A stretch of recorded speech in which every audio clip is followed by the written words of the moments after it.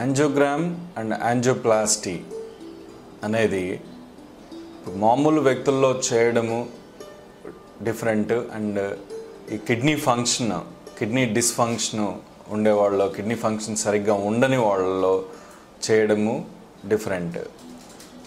అంటే kidney function సరిగ్గా లేని వాళ్ళలో యాంజియోగ్రామ్ చేసిన తర్వాత కొన్నిసార్లు ప్రాబ్లమ్స్ రావచ్చు. కామన్గా వచ్చే ప్రాబ్లమ్స్ ఏంటంటే ఈ యాంజియోగ్రామ్లో మనం యూస్ చేసే కాంట్రాస్ట్ అని ఉంటుంది. ఆ కాంట్రాస్ట్ వలన కిడ్నీ ఫంక్షన్ అనేది ఫర్దర్గా తగ్గేదానికి అవకాశాలు ఉంటాయి. ఒకవేళ కిడ్నీ ఫంక్షన్ అలా ఫర్దర్గా తగ్గినట్లయితే దానికి సంబంధించిన ట్రీట్మెంట్ మళ్ళీ ఇవ్వాల్సిన అవసరం పడుతుంది. కొన్నిసార్లు ఈ కిడ్నీ ఫంక్షన్ అనేది సివియర్గా తగ్గినట్లయితే వాళ్ళకి ఈ డయాలసిస్ అనేది కూడా అవసరం పడే అవకాశాలు ఉంటాయి. అందుకని ఈ కిడ్నీ ఫెయిల్యూర్ ఉండే వాళ్ళలో, అలాగే కొంతమంది అంటే కిడ్నీ ఫెయిల్యూర్ లేకున్నా యాంజియోగ్రామ్ తర్వాత వీళ్ళకి కిడ్నీ డిస్ఫంక్షన్ తగ్గే అవకాశాలు ఎక్కువగా ఉన్నాయి అనుకున్నట్లయితే అలాంటి వాళ్ళకి యాంజియోగ్రామ్ కానీ ఈ యాంజియోప్లాస్టీస్ కానీ చేసినప్పుడు ఒక స్పెషల్ కేర్ అనేది ఇవ్వవలసిన అవసరం ఉంటుంది. ఈ స్పెషల్ కేర్ అనేది ఈ యాంజియోగ్రామ్ తర్వాత ఈ కిడ్నీ ఫంక్షన్ డిటెరియోరేట్ అవ్వకుండా ఉండేదానికోసమని ఉపయోగపడుతుంది. ఈ కిడ్నీ ఫంక్షన్ అనేది తగ్గించేదానికని మనం ఇచ్చే స్పెషల్ మెజర్స్ని 3గా డివైడ్ చేస్తాం. ఒకటి ప్రొసీజర్ ముందు మనం ఇవ్వాల్సిన కేర్, రెండోది ప్రొసీజర్ సమయంలో మనం తీసుకోవాల్సిన జాగ్రత్తలు, మూడోది ప్రొసీజర్ అయిన తర్వాత తీసుకోవాల్సిన జాగ్రత్తలు. ప్రొసీజర్ ముందు మనం తీసుకోవాల్సిన జాగ్రత్తలు చూసినట్లయితే ఇలాంటి పేషెంట్స్కి మనం యాంజియోగ్రామ్ చేసే ముందు మినిమం ఒక 12 to 24 hours ముందు నుంచి ఐవి ఫ్లూయిడ్స్ అంటే ఒక కెథెటర్ ఇన్సర్ట్ చేసి మన రక్తనాళంలోకి, చేతిలో ఉండే రక్తనాళంలోకి మనము ఫ్లూయిడ్స్ అనేది ఇవ్వడం జరుగుతుంది. ఆల్మోస్ట్ మనం ఒక 50 నుంచి 100 ml per hour చొప్పున వీళ్ళకి ఐవి ఫ్లూయిడ్స్ అనేది ఇన్ఫ్యూజ్ చేయడం జరుగుతుంది. అలా ఫ్లూయిడ్స్ ఇవ్వడం ద్వారా మనం యూరిన్ ప్రొడక్షన్ని పెంచి, అంటే ఎక్కువగా యూరిన్ ఫార్మేషన్ అవుతుంది. అయిన దాని వల్ల ఈ ప్రొసీజర్ టైంలో మనం యూస్ చేసే కాంట్రాస్ట్ అనేది ర్యాపిడ్గా కిడ్నీలో నుంచి ఫ్లష్ అయిపోవడం జరుగుతుంది. దానివల్ల ఆ కాంట్రాస్ట్ వల్ల కిడ్నీ పైన ఎఫెక్ట్ వచ్చేదానికి అవకాశం తగ్గుతుంది. ఇలా మనం 12 to 24 hours వరకు ఈ ఫ్లూయిడ్స్ అనేది ఇన్ఫ్యూజ్ చేస్తాం.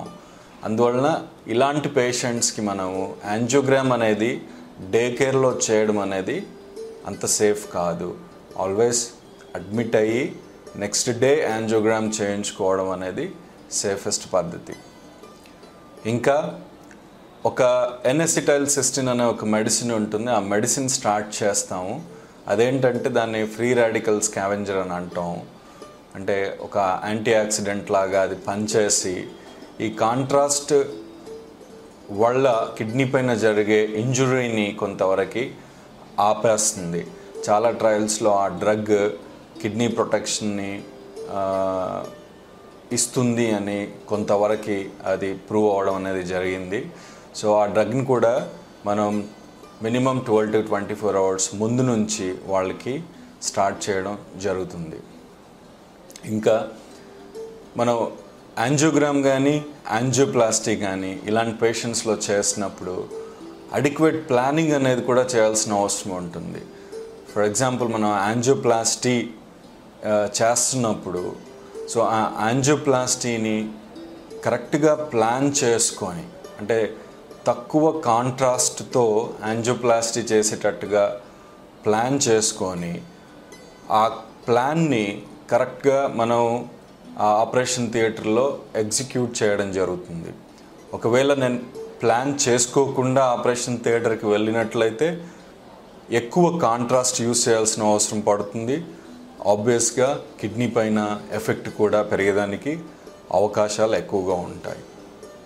అలాగే కొన్నిసార్లు ఈ యాంజియోప్లాస్టీ ప్రొసీజర్లో కాంట్రాస్ట్ని తగ్గించేదానికి ఇంట్రావాస్కులర్ అల్ట్రాసౌండ్ అనే ఒక స్పెషల్ ఎక్విప్మెంట్ ఉంటుంది.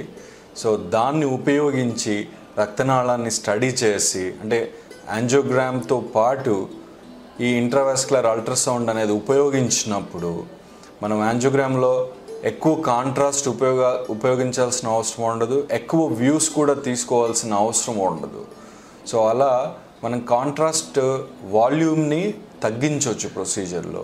సో ఈ ఇంట్రావాస్కులర్ అల్ట్రాసౌండ్ని ఉపయోగించి రక్తనాళం అనాటమీని ప్రాపర్గా స్టడీ చేసి, అంటే యాంజియోగ్రామ్ మీద డిపెండెన్సీ తగ్గించుకొని మనం యాంజియోప్లాస్టీ ఇంకొంత సేఫ్గా అనేది చేయడం జరుగుతుంది.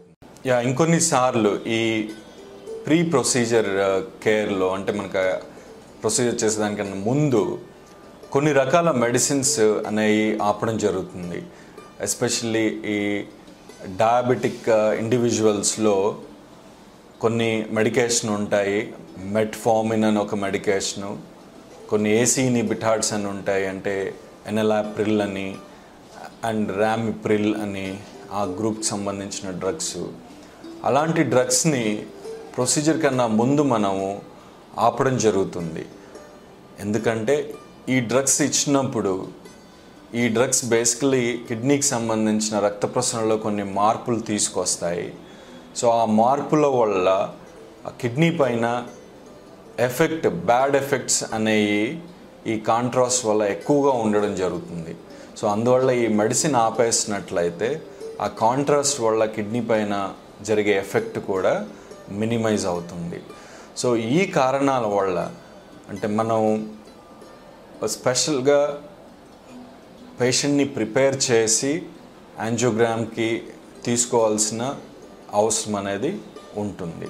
ప్రొసీజర్ సమయంలో మనం తీసుకోవాల్సిన కేర్ ఎలా ఉంటుందంటే, ప్రొసీజర్ సమయంలో మనం యూస్ చేసే కాంట్రాస్ట్ అని ఉంటుంది. యాంజియోగ్రామ్ చేయడానికి యూస్ చేసే మెటీరియల్. ఆ కాంట్రాస్ట్ అనేది మనం బ్లడ్ వెజల్స్లోకి ఇంజెక్ట్ చేసినప్పుడే ఆ బ్లడ్ వెజల్ని ఎక్స్రేలో చూడగలం. సో ఈ కాంట్రాస్ట్లో చాలా టైప్స్ ఉంటాయి. సో ఈ కాంట్రాస్ట్లో అంటే దాని ఆస్మోలారిటీని బట్టి, దానిలో ఉండే అయానిక్ కాంపోనెంట్స్ని బట్టి చాలా టైప్స్ ఉంటాయి. వాటిలో మనకి రొటీన్గా యూస్ చేసే కాంట్రాస్ట్ ఈ కిడ్నీ పైన, అంటే వాటికి ఆస్మోలారిటీ ఎక్కువగా ఉంటుంది, దాంట్లో అయానిక్ కాంపోనెంట్స్ ఎక్కువగా ఉంటాయి. సో అది కిడ్నీ పైన ఎఫెక్ట్ ఇచ్చేదానికి అవకాశాలు కూడా ఎక్కువగా ఉంటాయి. సో అందుకని ఇలాంటి పేషెంట్స్లో మనం సేఫెస్ట్ కాంట్రాస్ట్ అనేది యూస్ చేయాల్సిన అవసరం ఉంటుంది. అదే కిడ్నీ సేఫ్ కాంట్రాస్ట్, దాన్ని మనం అయోడిక్సినాల్ అని అంటాం.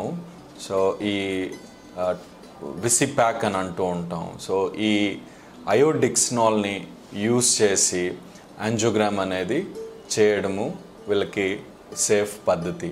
అలాగే కాంట్రాస్ట్ వాల్యూమ్ చూసినట్లయితే మామూలు వ్యక్తుల్లో మనం కాంట్రాస్ట్ వాల్యూమ్ పెద్ద లిమిటేషన్ ఉండదు యాంజియోగ్రామ్లో. బట్ ఇలాంటి ప్రాబ్లం, కిడ్నీ ప్రాబ్లము వస్తుంది అని సస్పెక్ట్ చేసిన వాళ్ళు, ఆల్రెడీ ఉన్న వాళ్ళలో ఈ కాంట్రాస్ట్ వాల్యూమ్ని మినిమైజ్ చేయాల్సిన అవసరం ఉంటుంది. సో ఎంత తక్కువ కాంట్రాస్ట్తో యాంజియోగ్రామ్ చేయగలిగితే అంత మంచిది. అలాగే ఒకవేళ ప్రొసీజర్ లాంటిది, అంటే యాంజియోప్లాస్టీ లాంటిది ఏదైనా చేయాల్సిన అవసరం ఉన్నప్పుడు, సో ఇలాంటి పేషెంట్స్లో అంటే ఎమర్జెన్సీ కానప్పుడు ఎప్పుడైనా ఎలెక్టివ్గా ప్లాన్ చేసే యాంజియోగ్రామ్స్ అనేది చేయడం జరుగుతుంది. సో యాంజియోగ్రామ్ చేసిన వెంటనే అడాక్గా, అంటే ఇమ్మీడియట్గా యాంజియోప్లాస్టీలు అనేది చేయడము అంత సేఫ్ కాదు. ఎందుకంటే వీళ్ళకి మనం ప్లాన్ చేసి యాంజియోప్లాస్టీ అనేది చేయాల్సిన అవసరం ఉంటుంది. అంటే మనం చేసే ప్లానింగ్ అంతా మెయిన్గా మనం కాంట్రాస్ట్ వాల్యూమ్ని మినిమైజ్ చేయడం కోసమే. సో ఎమర్జెన్సీ కానప్పుడు ఎప్పుడైనా యాంజియోప్లాస్టీని ప్లాన్ చేసి సబ్సిక్వెంట్గా చేయడం అనేది సేఫ్. మన ఈ ప్రొసీజర్స్లో అంటే యాంజియోగ్రామ్లో కానీ యాంజియోప్లాస్టీలో కానీ కొన్ని క్యాథెటర్స్ వైడ్స్ అనేది యూజ్ చేయడం జరుగుతుంది. సో ఈ క్యాథెటర్స్ జనరల్గా మనం కాస్ట్ మినిమైజ్ చేయడం కోసమని మనకి ఇండియన్ హెల్త్ సినారియోలో రీయూజ్ చేయడం అనేది జరుగుతుంది. బట్ ఈ క్యాథెటర్స్ రీయూజ్ చేసినప్పుడు కొన్ని రకాల ప్రాబ్లమ్స్ ఉంటాయి. సో ఆ క్యాథెటర్స్ కర్వ్స్ అన్నీ సరిగ్గా ఉండనందువల్ల సో వీళ్ళలో కాంట్రాస్ట్ అనేది కొన్నిసార్లు ఎక్కువగా యూజ్ చేయాల్సిన అవసరం అనేది పడుతూ ఉంటుంది. రిపీటెడ్గా చెక్ చేస్తూ కాంట్రాస్ట్ ఇస్తూ ఉంటాం. సో అట్లాంటివన్నీ ఎక్కువసార్లు చేయాల్సిన అవసరం వస్తుంది. సో దానివలన ఈ కాంట్రాస్ట్ వల్ల కిడ్నీ ఇంజరీ కూడా పెరిగేదానికి అవకాశం ఉంటుంది. సో అందుకని ఈ కిడ్నీ ఇంజరీ రావచ్చు అనుకున్నటువంటి పేషెంట్స్లో ఎప్పుడైనా మనం ఈ క్యాథెటర్స్ రీయూజ్ చేయకుండా కొత్త క్యాథెటర్స్, కొత్త వైరింగ్ సిస్టమ్స్ వాడినచో మనం ఆ కాంట్రాస్ట్ వాల్యూమ్ని మినిమైజ్ చేసుకోవచ్చు. ప్రొసీజర్ తర్వాత ఎలాంటి కేర్ మనం తీసుకోవాలి అనేది చూసినట్లయితే వీళ్ళకి ప్రొసీజర్ అయిపోయిన తర్వాత ఎదర్ యాంజియోగ్రామ్ కానీ యాంజియోప్లాస్టిక్ కానీ ఆ హైడ్రేషన్ అనేది కంటిన్యూ చేస్తూనే ఉంటాం. అంటే మనం ఫ్లూయిడ్స్ అనేది కంటిన్యూస్గా వీనిలో నుంచి ఇన్ఫ్యూజ్ చేస్తూనే ఉంటాం. ఆ ఫ్లూయిడ్స్ ఇన్ఫ్యూజ్ చేస్తూ ఉన్నప్పుడు అది యూరిన్ వాల్యూమ్ని పెంచి మనం ఇచ్చిన కాంట్రాస్ట్ని త్వరగా మన బాడీలో నుంచి అది డ్రైన్ చేసేస్తుంది.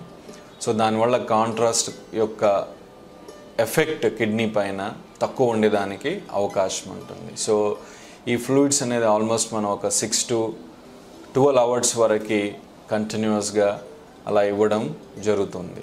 ఆ తర్వాత ఒకవేళ ఓన్లీ ఫర్దర్ ప్రొసీజర్స్ ఏమీ లేనట్లయితే మనం హాస్పిటల్ నుంచి డిశ్చార్జ్ కూడా చేయవచ్చు.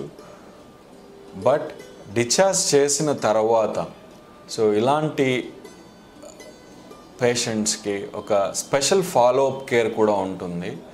నార్మల్గా యాంజియోగ్రామ్ చేసిన తర్వాత అంటే కిడ్నీ ప్రాబ్లమ్స్ వస్తాయని యాంటిసిపేట్ చేయని వాళ్ళలో కానీ కిడ్నీ ఫంక్షన్ అంత నార్మల్గా ఉన్న వాళ్ళలో కానీ మనం ఫర్దర్ ఫాలోఅప్స్ అనేవి పెద్దగా ఉండవు.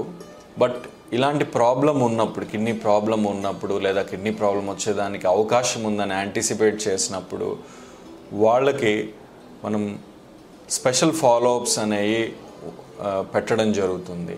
యూజువల్గా 3 days తర్వాత మనం ఒక బ్లడ్లో కిడ్నీకి సంబంధించిన మార్కర్ అని ఉంటుంది, దాని సీరం క్రియాటినిన్ అని అంటాం.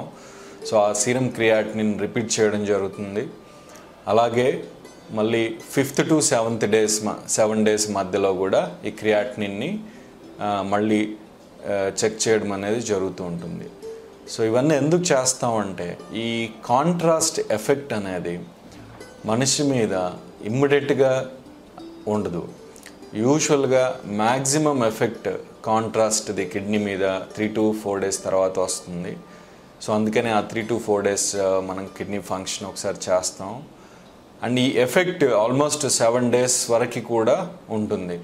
మోస్ట్ ఆఫ్ ద పేషెంట్స్లో ఆ 7 to 10 daysలో మళ్ళీ ఆ కిడ్నీ ఫంక్షన్ అనేది నార్మల్గా అయ్యే అవకాశం ఉంటుంది. అందుకని మనం ఆ 7 days అప్పుడు కూడా మళ్ళీ ఒకసారి క్రియాటినిన్ చెక్ చేసి అది నార్మల్ అయిందా లేదా అనేది కన్ఫర్మ్ చేసుకుంటాం. సో ఒకవేళ ఏదైనా ప్రొసీజర్స్ అలాంటివి చేయాల్సిన అవసరం ఉన్నట్లయితే వీళ్ళకి మనం యాంజియోగ్రామ్ తర్వాత యాంజియోప్లాస్టీలు అలాంటివి ఏమైనా చేయాల్సిన అవసరం ఉన్నప్పుడు యూజువల్గా ఒక 1 to 2 weeks గ్యాప్ అనేది ఇవ్వడం జరుగుతుంది. ఎందుకంటే ఈ కిడ్నీ పైన ఆ ఎఫెక్ట్ కాంట్రాస్ట్ది ఏదైతే మనకి ఫస్ట్ సిట్టింగ్లో వస్తూ ఉంటుందో ఆ ఎఫెక్ట్ 1 to 2 weeks తర్వాత యూజువల్గా తగ్గడం జరుగుతుంది. సో అది తగ్గిన తర్వాతే మనం మళ్ళీ ఫర్దర్గా కాంట్రాస్ట్ ఉపయోగించే ప్రొసీజర్స్ అనేది చేయడం జరుగుతుంది. సో అలా ఒకవేళ యాంజియోప్లాస్టీ చేయాల్సిన అవసరం ఏదైనా ఉంటే అది ఎలెక్టివ్గా 1 to 2 weeks తర్వాత చేయడం జరుగుతుంటుంది. ఏదైనా ఎమర్జెన్సీ అయినట్లయితే అంటే అది తప్పనిసరి సిచ్యువేషన్లో మనం చేస్తాము. బట్ ఎలెక్టివ్ సిచ్యువేషన్స్ అయితే మాత్రం ఒక 2 weeks అనేది మినిమం వెయిట్ చేయడం జరుగుతుంది. కొన్నిసార్లు మనకి డిశ్చార్జ్ తర్వాత ఇలాంటి పేషెంట్స్లో అంటే కొంచెం ఆకలి వేయకపోవడం లాంటివి, కొన్నిసార్లు వామిటింగ్ సెన్సేషన్ అంటే వామిటింగ్ వచ్చినట్టుగా అనిపించడం ఆర్ వామిటింగ్స్ అవ్వడం లాంటివి, ఇలాంటివి ఏవైనా జరిగినట్లయితే వీటిని మనము సటిల్ సైన్స్ అంటాం. అంటే ఈ కిడ్నీ ఫంక్షన్ తగ్గింది అనేదానికి ఇవి సటిల్ మార్కర్స్. ఇలాంటివి వచ్చినప్పుడు వెంటనే వచ్చి మళ్ళీ డాక్టర్ని సంప్రదించాల్సిన అవసరం ఉంటుంది. సో ఇలాంటి ప్రాబ్లమ్స్ ఏమీ లేకున్నట్లయితే 3rd day and 7th day creatinine check చేసుకొని అవి తీసుకొచ్చి డాక్టర్ గారికి చూపించితే సరిపోతుంది. ప్రొసీజర్ ముందు కేర్లో కొన్నిసార్లు మనము కొన్ని డ్రగ్స్ అనేది ఆపడం జరుగుతుంది. ఇందాక డిస్కస్ చేసినట్టుగా అది ఎనలాప్రిల్ అని, అది బీపీకి సంబంధించిన డ్రగ్. మెట్ఫార్మిన్ అనేది మనకి డయాబెటిక్స్ సంబంధించిన డ్రగ్. అలాంటి డ్రగ్స్ ఏవైనా స్టాప్ చేసిన డ్రగ్స్ ఉంటే వాటిని మళ్ళీ ఒక 1 to 2 weeks తర్వాత రీస్టార్ట్ చేయడం అనేది జరుగుతూ ఉంటుంది.